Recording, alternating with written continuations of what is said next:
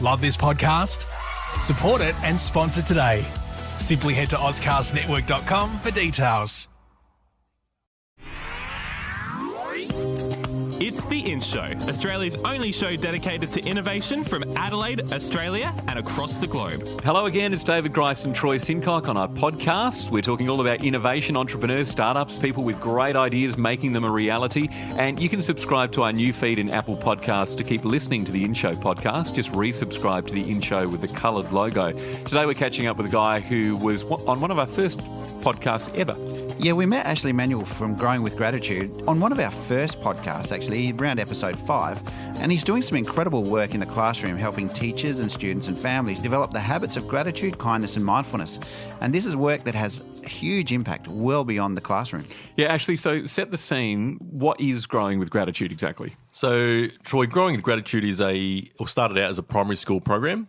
So what it is, it's about teaching students, primary school age students, what I call habits of gratitude and kindness and empathy, mindfulness and serving others, particularly focusing on those areas. And what we actually do, we provide a fully resourced program for teachers to teach in the classroom, as well as some in-class practice as well, and also some teacher education around it at the same time. Mm-hmm. Well, how did you create this idea in the first place? Why is this work so important to you? It stems back to about 10 years ago. I actually came across positive psychology for my own benefit and had a massive impact on my life. And in short, I just wish I learned it as a kid. And using my skills as a primary school teacher and what I learned, I thought, well, if I could put something together, a program based on knowing how a school works, but using those principles that I learned for myself, that's how it originally started. And it's just developed from there. And I think having that background of knowing that teachers are time poor, they always get stuff added to their daily schedules and not much taken away. So that's the idea I've got. Okay, well, it's got to be really fully resourced. Otherwise, teachers won't do it and schools won't take it on. So they don't have to actually create anything themselves. It's just having those little insights to how it works. Mm. It's one thing having the idea, but you were a teacher yourself in the first instance. How did you enroll everyone else in the idea that the Growing with Gratitude program was something worthwhile doing? Yeah, it's a good question because it was actually another reason why I started is there was a big push for positive education in primary schools. But what was happening? Nobody really knew what to do. Like the school that I was at, and she would admit it herself because I know she did, but she didn't really have any idea what she was doing. And her role was the wellbeing coordinator, and it was a new role at the school at the time. And as a staff, would receive the odd email with a link to an article, a few posters around the school, but we didn't really know how to implement it in the classroom. So there was the need for it and the want for it from schools. So I guess I saw that there as well and thought, well, if I can execute a really good program based on, as I said, what I learned, there was room for it. So I didn't really have to enroll as such. It was just filling a gap, I think, that was in schools. Obviously, wellbeing something that we're talking about in all walks of life at the moment, not just with children, but with adults and all that sort of thing. You must have seen since we last spoke to you, some pretty incredible stuff happening. Can you share anything that you've seen amongst some of the kids you've been working with? Yeah, absolutely. I mean, there's always a couple of good stories that come out from school visits and talking to schools who take on the program.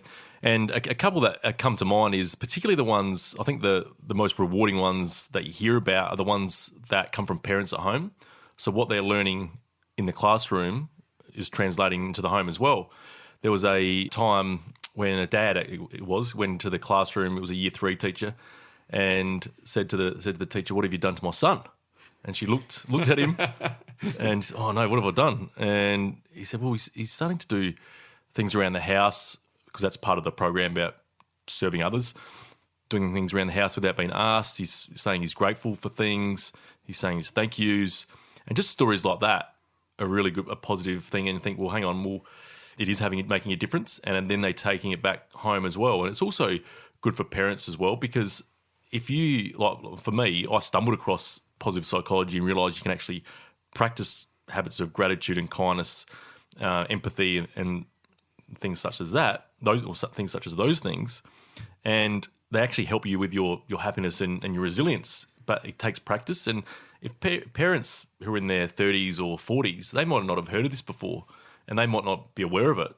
So if their children are bringing it home what they've learned in school that might be beneficial for them as parents. How are the teachers finding the students' behaviour as a result of going through the program? Have you had any feedback around a child that was traditionally really bad at being engaged with school and their classmates, and they're turning their lives around in that respect?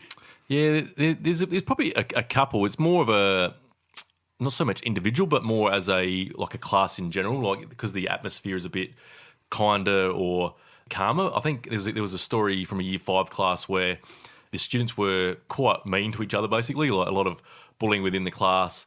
But I think once they actually started practicing about being grateful and about being kind, it was a bit of a difference in the attitude of the kids, probably more understanding the empathy side of things, thinking about, well, if I'm going to say something mean to that person, well, would I want something mean said to me? So it's just having that awareness and actually the practice about it, because I think sometimes kids, maybe they just don't think, and something will just come out their mouth and it'll be a put down and they don't realise it.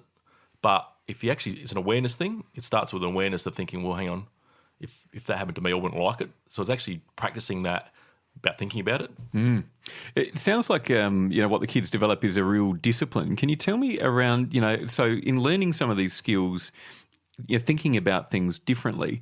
But, when you're taught to be polite, often, that can be just about the front that you put on. So, you're seen to be an upstanding citizen where, meanwhile in the background, all sorts of stuff could be going on. Is part of this program people not stepping over things that need to be said and, the ways that they can communicate when things aren't right for them? I think it's certainly an awareness to, if things aren't going well for someone within themselves, I think it's an awareness to give them strategies of how to deal with those situations. It might not work for everyone, but at least we provide opportunities to, okay, well, have you tried this? Or have you practiced this? And give them actual suggestions of ways to do it. I just actually, before I came to meet you guys, it was I just was at a school and we're at the front giving them some ideas about if they are feeling a bit sad or a bit mad or a bit angry, what can you actually do to make yourself feel just a little bit better? And it's not about going from being angry or mad to being happy as Larry doing cartwheels around the room in excitement. It's very hard to go from that negative to that over-the-top positive state of mind straight away. But you can do these little things that can help you make yourself feel just a little bit better. And then we can demonstrate ways to actually do that through activities, ways of thinking, and it just provides the opportunities for children to try things. And one thing might work for one kid, but it might not work for the other, but it's just a few different varieties. When you created the idea for Growing with Gratitude, so you probably developed a starting point and kind of, the type of vision, wouldn't it be great to get to that point? From that initial stage, and then now that it's in motion and you're actually doing it day to day, has your vision or how to get there changed? Yeah, absolutely. When I first started, I had no idea what I was doing. The only thing that I had, because I never had any inkling to run a business or anything like that. I was just always brought up just thinking you go to work and then you retire when you're 65 or whatever it is. And then but I just came across this way of thinking about, I think I mentioned it last time in an interview, about living on your terms, doing what you want, but also adding enough value where people are willing to pay for what you do. And I sort of came across that philosophy by listening to a lot of podcasts and reading a lot of material, and it kept on coming back to just start it and work it as you go. And a really good book that helped me on my way was The Slight Edge by Jeff Olson, which talks about doing little things each day to get you where you want to go. So it might not be jamming 12 hours a day in to work on all this stuff, but it's just making these meeting these little goals each day over time will get to where you want to go. And that really resonated with me because I just understood what he was really talking about. And so I started to apply a lot of those principles of just doing something every day, whether it was making a phone call to somebody I thought would be a good connection. And what's the worst that could happen? They don't answer or they don't get back to you. And it's just basically going in, doing something every day and just working as you go and, I guess, changing direction. And in a way, I still do that. But I think as time goes by, you work out what practices work best. Because before we started recording, we were talking about sometimes you just work on something just for the sake of it, but it's not actually getting to where you're going, where you want to go. So now I'm a lot better at stopping and thinking and say, well, okay, I've got to execute on this. What are the tasks that I need to do for that this week? and then break it down. What are the tasks? The 3 tasks I'm going to do today to get me to that goal. And it's a good process to do, but it's taken a while to do that. But the actual where we want to go, I still don't know in the next 5 years where we'll go. But a lot clearer than when I first started. That's great. And have you picked up a mentor or somebody that's helping you along the way since we last spoke to you? Yeah, I guess mentors are can come in different ways. It could be a mentor that you read a book. It could be a podcast guru or someone that you listen to who's got some really good ideas. That could be a mentor.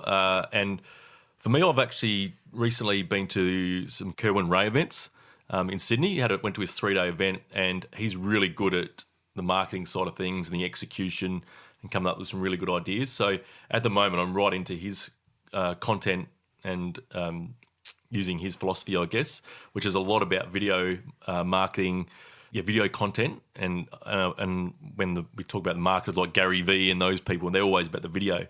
And it's just about putting as much quality content where it's going to be about serving others. So it's not about so much these days about posting a Facebook post and then putting a link to download something all the time. It's about giving value to people just through a video, giving me a tip and not asking for anything in exchange.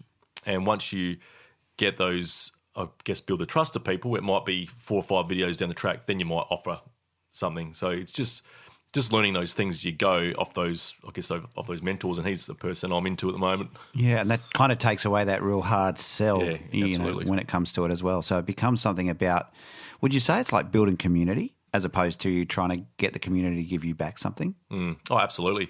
I think it's exactly right. And actually, according to Kerwin Rae's stats, is that I think it's 20 mere exposures, he calls it. So when somebody on Facebook, for example, might see your post, but they won't take any notice of you until they've seen you 20 times. So that's some stats out there at the moment. So it's about giving in a lot of value, building that community so people want to come to you and hear what you've got to say.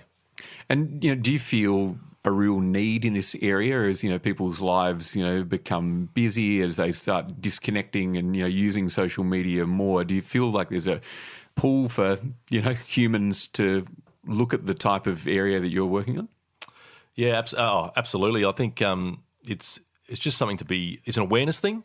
I think it's we all know about what gratitude is and what kindness is, but sometimes we live in a world with technology and whatever it is, it's just so fast that we sometimes forget to stop and just reflect on actually how lucky we are to have what we have.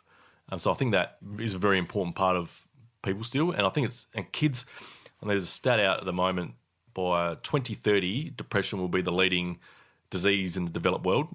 And that's the kids of today, really. And they're only going to get swamped by more and more technology coming through and more advances in the world. So, and a lot more stress is going to come on them. So if we can give them these skills from a young age to deal with certain situations and be aware of it, when I say be aware, give them the strategies around having the awareness to stop and reflect, and skills such as those, I think we're going to at least make might be a minor difference, but there's some difference. How do you see technology playing a part in this stress and this pressure? Because, I know for me as somebody who loves to be involved and busy in all that sort of thing, the more technology I have at my disposal, the more is expected of me. So as a result of that, if I don't get back to an email within a half an hour of somebody sending me something, everyone gets really annoyed. How do you think this is affecting children and the way they are? Yeah, it's a really good question, Dave. It's hard to answer because they might not be the stage where they're at that type of stage, but they've been exposed to it. Most students will have access to a laptop at least, and a lot of schools work off iPads and laptops now to actually do their schoolwork. So they're getting exposed to technology, and they're going, basically it's the way of the world, and they're going to have to, if we can I think the way to do it is education about how to handle the situation. And I know exactly what you're saying. I'm the same, and I feel that I have to respond straight away if it's text or email or make a phone call back. Otherwise you think, I might miss an opportunity, or you sort of think you've got to act a lot quicker, and it's easy to use as well. So because it's easy, you think, well, okay, I'll just do it now. But if you've got 20 situations like that, they all build up, and it can cause a lot of stress. So I think it's just about that education, really, and I'm not sure the answer, to be honest. And so is the focus of your work about, just having kids really present to what's going on? There must be so many distractions around them. They're getting pulled in all sorts of different areas. Yeah, it's certainly a part of it. I think that's the mindfulness type part of it. And we touch on, in the Growing with Gratitude program, we do touch on it. It's not the entire focus, but there are a lot of brilliant programs and apps out there that like Headspace, and that comes to mind in particular, which is a really good mindfulness practice, and a lot of schools do that. But it's definitely an awareness of practice as well, and it is practice. That's what it's like learning how to kick a football or serving tennis. Like it's actually a skill that we need to teach, or not only just children, but for ourselves as adults. We need to actually practice it, so we actually do it and becomes a habit. So tell us how the program's been growing since we last saw you. I mean, Growing with Gratitude is growing, and we can see it happening all around us. I'd just love to hear what's happened since we last spoke. Yeah, I think we were just talking before, it was about 8-9 months ago when we last spoke. And since then, the school program is still moving, or it's growing each year, growing since last time we spoke. And so we're reaching, I think it might be even 2/3 of the schools in South Australia that we've reached over the last 3 years. And obviously, building on from last time we spoke, we've reached a number of more of those schools. And now it's certainly in different states in Australia and overseas as well. And we've got schools in different states, but overseas as well. But also, what's actually just happened in the last month, we've taken Growing with Gratitude and created Growing with Gratitude Sports. So what it is obviously most children go to school, but a lot of children also play sport. And the idea behind Growing with Gratitude is impact as many students or children as we can. And what we're doing now is Growing with Gratitude Sports about teaching coaches of how they can incorporate habits around gratitude and kindness and empathy into their training sessions and matches. That's something that's happened in the last, probably 6 weeks, I reckon now. And it's sort of the next stage, and I guess the next arm to Growing with Gratitude. And that's happened since last time we spoke. Are you focusing that on particular sports? No, it's all sports. I mean, personally, I had a football and cricket background, but it's certainly available for all sports.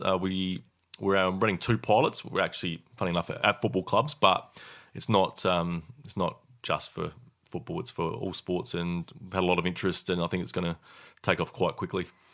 It's really interesting you raise cricket, given what the Australian cricket team is going through at the moment. And, particularly, I think, when you think of, kindness and empathy, what you see these adults and what they're having to deal with, that they've created these lives for themselves where they thought it was going to go a certain way, and then there've been some decisions made that are just completely changing the course of their lives.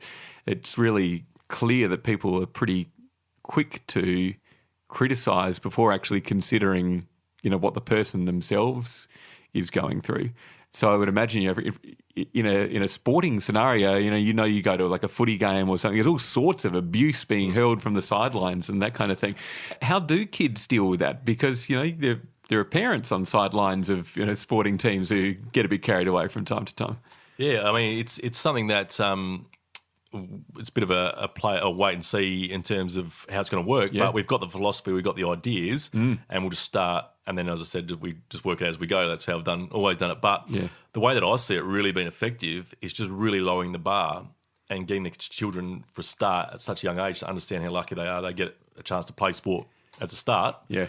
And then also be grateful for just having the equipment that they do, their teammates, and the umpires, because if we don't have umpires, we don't play. And just having those little activities based a lot around questions. So we teach the coaches how to ask the questions to get them to reflect on those sort of things. But again, it's like, it's not just about the skills of the sport that they're learning, it's about these other skills as well. And it takes practice. So there's no better way to actually practice these skills than in sports, because, I mean, you can learn so much about life through sports anyway as it is, but we can just add this little bit to a sporting club and help the coaches do it. Well, it's not only going to help the students, but it's going to build a community as well around the club. There's a stat that 250,000 kids withdraw from competitive sport a year in Australia, which is huge. And I mean, that could be a number of reasons. It could be financial reasons because fees are quite high, maybe to play at a club, but it could be from bad experiences through kids being bullied in teams. But if we can create that community that parents know that they're going to send their children out to a practice, that they're going to get taught these skills, well, hopefully that retention and clubs will help the club community as well. We spoke last time about your partnership with the Adelaide Football Club. How has that grown in the last little while? What actually happened not long after the first interview was the state government, under Suzanne Close, who's the state education minister in South Australia, they committed to putting in $450,000 over 3 years to keep the partnership going. That started about 6 months ago, so that'll extend the Crows and Growing with Gratitude partnership for another 2.5 years at least, and hopefully we'll continue it on. But we've created more content, so the schools who had the original Growing with Gratitude Crows visit, we've actually got new content for those schools. So we're keeping it fresh, keeping the messages new. And again, we'll reach another 150 or 120 to 150 schools again in South Australia this year through that. And that's probably 25 to 30,000 students. So wow, that's unbelievable. It's a really good partnership to have, and they're an amazing club, not just in their schools program, but the difference they make out in the community, not just as a on-field football team, but as a big organisation. Is pretty incredible, actually. And tell us about your international work that you're doing. Yeah, so we've got a little team over in India, and we're aiming to get Growing with Gratitude into schools over there, and it'll be slightly different because the schools work differently over there, in that probably 90% of the schools are owned by private companies or owned by royal families, and they'll own a number of schools which they call institutions. And what will actually happen, we'll have actually a little team that will go in and facilitate it, where over in Australia, the teachers actually facilitate it themselves. So it's a slightly different model. And over there, it can be a slow process, but we're making good inroads over there, and we've got our team on the ground, and it's just a matter of growing it now, and hopefully go over there in the next month or two to really start it up. But yeah, over in India, and also same in the UK, we've got a couple of people over there who are keen to take the Growing with Gratitude program on. So it's like a partnership in a way. They've come to see what it's about, and instead of like reinventing something themselves, well, we've come to agreement, well, why don't we partner up, and you can take it over there in terms of commercial sense to share revenue share type model as well. So that's been really effective in a few countries. Why did you identify India as, your first international market to step into, and how did you find the people to start doing the work? Now, the way it came about originally to go over there was in May last year. I got connected with the Darren Lehman Cricket Academy, which is run out of South Australia, and they had an arm called Sport and Education, and that was ran by a teacher from Adelaide and also a guy who used to play first-class cricket. And they were going over to India, and I knew Sean Watt, his name is. He was a head of a PAC. So they invited me to go along and do some, teacher training over there with them in India, in Delhi. And we went over there in May, and we presented some workshops to an institution called APJ. And they flew in they've got institutions across India, and they flew in about 40 or 50 staff.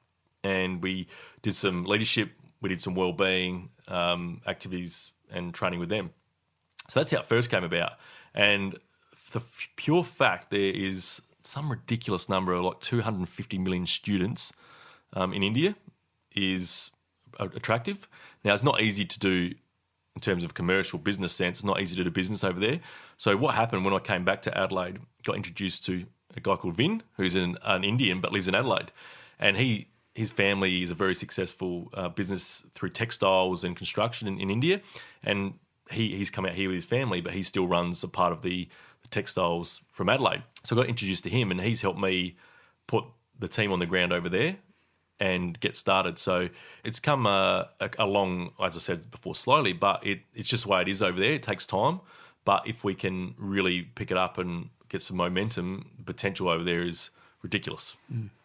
How difficult then is it for you? Like you talked about the fact that you needed somebody with local knowledge to help you with that.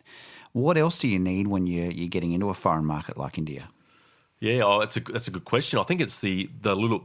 It's just the knowledge of how things work. I mean, it doesn't matter where it is, and it's just obviously it's just totally different culture. I'm not sure if many listeners have been there, but it's an interesting place, and it's a lot. I've been there a couple of times now. It's just a great place to go and visit. It's just nothing like we are used to in Australia, and things are just done totally differently. And it's just those little things that you don't even think of, which can be a huge help with having those people on the ground in the local country. And I can't remember. There's some big companies that don't go into India because it's just too hard from an outside, like European companies or anything like that. But if you've got people who are willing to help over there, it's the way to go. Now, as you're growing, what are the challenges that you face that you didn't foresee at the beginning? That's a really good question. Just taking on too much. Like when you start out, it's what do I do? Like you're sort of looking around things, what can I do, and try to create stuff for yourself. But now, the more you go on, more opportunities come up with collaborations, with partnerships. So it's just working out those ones that you really want to take on. And there's times when you find it very hard to say no, but it's just working out what's the best thing to work on next. So that would be a real tricky thing because you're kind of balancing two things. I'm really interested to see how this works for you. You're running a business on one side and, it should generate income to make a living. But on the other side, you've got this real humanity. And it seems to me that, you wouldn't start a business in this area unless you were really passionate about making a difference with people. How does one play against the other? And do you find yourself sometimes going, ooh, your eyes light up, I could make millions of dollars here. And how do you keep the people, the focus on people first and foremost? Yeah, that's a good question. I think we're living, particularly schools, they expect a lot for free. And I think it's fair enough. And so I do give a lot away for free. I'd give probably 80% of what I do away for free, going in-class visits. A lot of it's for free. Materials we've got on the Growing with Gratitude website, there's a library that's a free resource library, and there is a paid, obviously, element to it as the whole school approach. But it's just giving as much value as you can for people, and you hope they see enough value in it, thinking, well, if he's providing this as free content, well, the paid stuff must be really good as well. I think it's just the way of the world as well. I think it's the way it's going. You just got to give as much as way you can for free for people to consume. And then if they think it's good enough, the quality's great, well, that's when you can make that money off it as well. But and just on that, I've actually joined up with a not-for-profit called GIFT. And one element of GIFT is a schools program, which is called the Universal Classroom Project, where we bring in a lot of people in this space of positive education, wellbeing in schools to donate content and bring it in and creating a platform which will be free for schools. So when it will get funding, or the aim is to get funding to fund the website, the running of it, and provide that resource as well. So that's another way that we're trying to help as many people as we can without, I guess, costing, because it's a really good question, and it's a bit of a balance because you obviously, you got to look after yourself in that you've got bills to pay and things like that. It's just finding that balance about, well, how much do you serve others for free and ask for that paid content. But if you're giving enough value and providing enough, people willing to pay you anyway. I think there's a lot of power in what you're talking about, because it seems to me like everything you do is about somebody else, and it's very rarely about yourself. And that's pretty rare to find in many, many people, especially around the entrepreneurs and those sorts of things. How has that been in terms of just ensuring that I think it's a similar question to what you just asked. It's got to be front and centre. How's the response been for you? Like, are people recognising that, or is that something that you're struggling to sort of get people to understand that that's really what's making it tick? Yeah, well, just going back a step, well, it certainly wasn't always like that. And it took practice. It was like, that's what I'm saying. I came across this way of positive psychology, and it's not about me, it's about other people. And I think reading a book about, probably 3 years ago now, The Book of Joy by the Dalai Lama and Desmond Tutu, who talk about, like, we're all people, and it's about serving others and doing things for other people. And part of that journey that I went through about 10 years ago is about what can I do today to help someone else. And that's just without expecting anything in return. And it becomes a habit. So a lot of the things that you do like you just ask yourself, okay, what can I do today to do something for somebody else? And even if it's just picking up a coffee mug at the cafe and just taking it back to the counter and just getting the habit of doing that. Because if you're doing those little things, then those more, I guess, important, meaningful things just come more habitually. And the second part of the question, I don't look for it. Like, it doesn't bother me if people don't recognise me for it. Some people want that recognition, and recognition's a massive issue in a lot of workplaces because people don't get recognised enough, and it bothers them. But for me, it's never bothered me, recognition. Like, I just do it because I know that within myself, I'm actually trying to make a difference to people. And sometimes you don't even know if you're making a difference because some people don't know how to say thanks. They just feel embarrassed.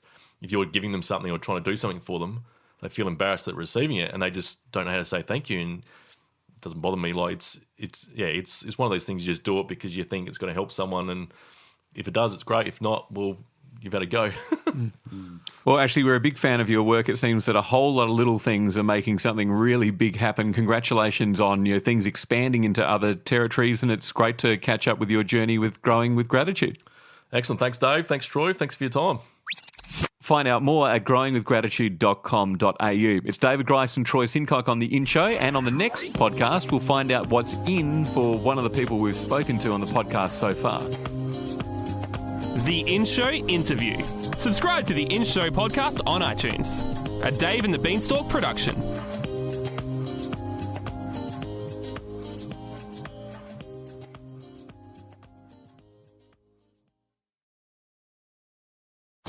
Love this podcast? Support it and sponsor today. Simply head to AuscastNetwork.com for details.